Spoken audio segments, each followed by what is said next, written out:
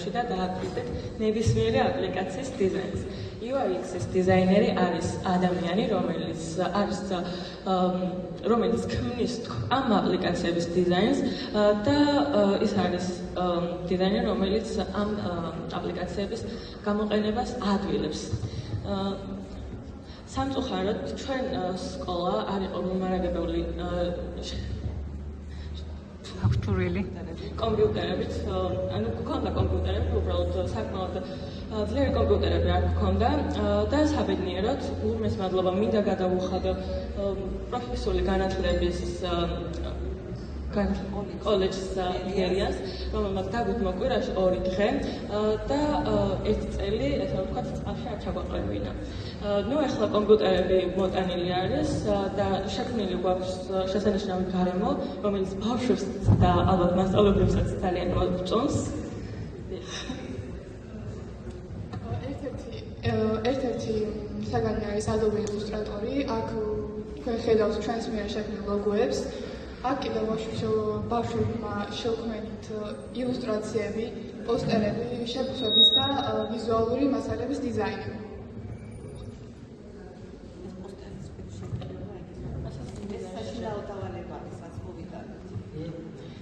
ზუსტად Adobe InDesign-ის მეშვეობით შევქმნით ეს პოსტერი, ერთ-ერთმა ჩვენმა კურსელმა შექმნა. Adobe InDesign-ში ჩვენ ვსწავლობთ წიგნების, ჟურნალების, ბროშურების, პლაკატების და სხვა საბეჭდი თუ ციფრული მასალების პროფესიულად დამუშავებას. ჩვენ აქ გვასწავლიან ტექსტების და სურათების განლაგებას, შრიფტებთან მუშაობას და დოკუმენტების დაბეჭდას. რასტრული გრაფიკა 1 და 2 Adobe Photoshop-ი. აქ თქვენ ხედავთ ჩვენი კურსელების მიერ შექმნილ ნამუშევრებს. კონკრეტულად ამ პროგრამაში ბავშვებს შეუძლიათ ყველანაირი გავლენა და მანიპულაცია მოახდინონ ფოტოზე და შექმნან ბანერები, პოსტერები და სოციალური ქსელების ვიზუალი. ჩემი აზრით, ყველაზე საჭირო საგანი სტარტაპერებისთვის არის მეწარმეობა, რადგან მეწარმეობის საშუალებით მე ვისწავლე თუ როგორ გამეკონტროლებია ბიზნესი. მეწარმეობა მასწავლა პასუხისმგებლობა, რაც ყველაზე მთავარია და კრიტიკულ მდგომარეობაში გადაწყვეტილებების მიღება. რაც დამერწმუნებით, რომ მომავალი სტარტაპერებისთვის მართლაც რომ საჭირო არის. ამავდროულად ჩვენმა მეწარმეობის მასწავლებელმა ჩვენ სკოლაში შემოიტანა თამაში, რომლის მიხედვითაც მივხვდი თუ რამდენად რთული არის ბიზნესის დაწყება და რამდენად მნიშვნელოვანი არის სწორი ნაბიჯებით წასვლა. დარგობრივ ინგლისური გრაფიკულ დიზაინში ჩვენ ვისწავლეთ ის სიტყვები, რომლებიც დაგვეხმარებოდა ამ აპლიკაციების გამოყენებაში. მოგესალმებით, არც ერთი აპლიკაცია არ არის ქართულენოვანი და ასევე ვისწავლეთ CV-ს შევსება და უცხოელ მომხმარებლებთან და დამსაქმებლებთან წარდგენა. სწავლის პროცესი იყო ძალიან დატვირთული და ხანგრძლივი, დღის მანძილზე გვიტანებოდა 4 გაკვეთილი. გაკვეთილის პროცესში იყო აქტიური კომუნიკაცია ინგლისურ ენაზე და ტესტირება. მოგეხსენებათ, რომ ჩვენ ვსწავლობთ გრაფიკულ დიზაინს სკოლაში და არ ვსწავლობთ არა მარტო გრაფიკულ დიზაინს, ამავდროულად ჩვენ ვსწავლობთ ინტეგრირებულ მოდულებსაც, რომელშიც შედიოდა კომუნიკაცია ქართულ ენაზე, მათემატიკური წიგნიერება, მეცნიერება და ტექნოლოგია, მოქალაქეობა, სპორტი და ესთეტიკა. ყველაზე მთავარი და საინტერესო იყო კომუნიკაცია ქართულ ენაზე. აქ ჩვენ გავიცანით ცნობილ მწერლებს და მათ შემოქმედებას. ზოგადად გაკვეთილი იყო ძალიან საინტერესო. გაკვეთილზე მიმდინარეობდა დებატები, საერთოდ არ გავდა ჩვეულებრივ საგაკვეთილო პროცესს, რეალურად ლექცია იყო და აქ ვისწავლეთ უფრო ისეთი ნაწარმოებები, რომლებიც ცხოვრების არც ერთ ეტაპზე არ დავტოვებს მარტო და გაგვიმარტივებს ასე ვთქვათ ცხოვრებას და გადაწყვეტილებების მიღებას. გვასწავლა მთავარი, რომ ცხოვრება არ უნდა გავიოთ როგორც რუარსათად გაიძენ.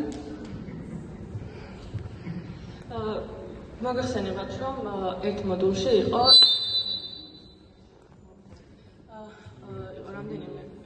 რამდენიმე გაკვეთილი საგანი გაერთიანებული და მოქალაქეობაში იყო 3 საგანი გაერთიანებული, ისევე და გეოგრაფია და მოქალაქეობა. ამ საკითხის მეშვეობით მე გავიაზრე უფრო უკეთ თუ რამდენად მნიშვნელოვანი არის ჩემი მომავალი პროფესია. მივხვდი რომ გრაფიკული დიზაინი ჩემს ქვეყანაში დავსაქმე უცხოურ კომპანიებთან და დაგეცნობათ ალბათ რომ ჩვენი ქვეყნის ქვეყნისთვის ეს საკმაოდ კარგი არის, მაგრამ მიგრაცია სამწუხაროდ არის ძალიან დიდი ჩვენს ქვეყანაში. ათეოტიკური წიგნიერება. აქ ფოტოებზე გამოსახული არის ჩვენი კურსელები, როგორც ზოგადად სკოლის სიმაღლეს, მათემატიკური ხასიათი და სიმართლე რომ გითხრათ, ეს საგანი კი გვასწავლის მთავარ ფორმულებს, მაგრამ უფრო კონცენტრირებული არის ჩვენი აზროვნების სისწრაფის განვითარებაზე და ლოგიკის უფრო კარგად ჩამოყალიბებაზე. ჩვენ ამბობთ ვისაუბროთ მეცნიერება და ტექნოლოგია. მეცნიერებაში და ტექნოლოგიაში იყო 4 საგანი გაერთიანებული: ქიმია, ფიზიკა, ბიოლოგია და გეოგრაფია. ამ მოდულ საგანში გავიარეთ 3 თემა: ჩვენი სამყარო, მრეწველობა და ყოფა-ცხოვრება, ტექნოლოგია და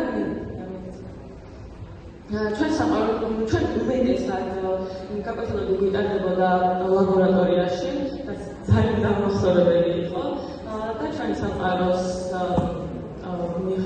სამყაროში გავიარეთ კატალიზატორების და ფერმენტების მნიშვნელობა და მოქმედების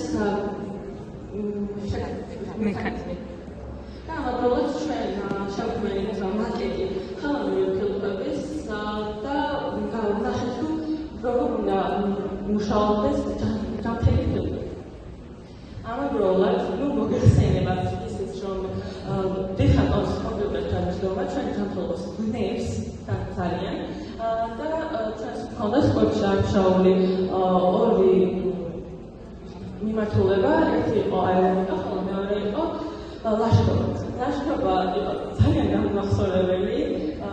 ჩვენ ლაშქრობაში ვისწავლეთ კარობის გაშლა და ვისწავლეთ თუ როგორ უნდა გადავშეთ ბუნებაში. ესეთი ყველაზე საინტერესო საჭირო საგანი იყო ესთეტიკა. აქ უფრო მიმოხილვა იყო იმისი, თუ რამხელა გავლენა აქვს ესთეტიკურ მხარეს პროდუქტზე და გარემოზე. აქ არის ჩვენი კურსელების ნაშრომები წარმოდგენილი და ეს არის პირველი ნაშრომი არის წიგნის ყდა და მეორე არის ოფისის ინტერიერი. სულ ეს იყო ჩვენი პრეზენტაცია და მინდა გითხრათ რომ საერთოდ რეალურად რომ ვთქვათ ეს მარტივი არ არის, ძალიან საინტერესო და შემოწმებული საქმე გავიარეთ ამ წელს და ვიცით რომ დიდი შემოწმება მომავალ წელს და თუ ხართ ისეთი ბავშვები რომლებსაც გეკითხებათ ფერებზე, ფორმებზე და შემდეგ ამ ფერებით გამოწვევთ ემოციებზე, მაშინ ჩვენი პროგრამა თქვენთვის არის და გელოდებით მომდევნო წელს.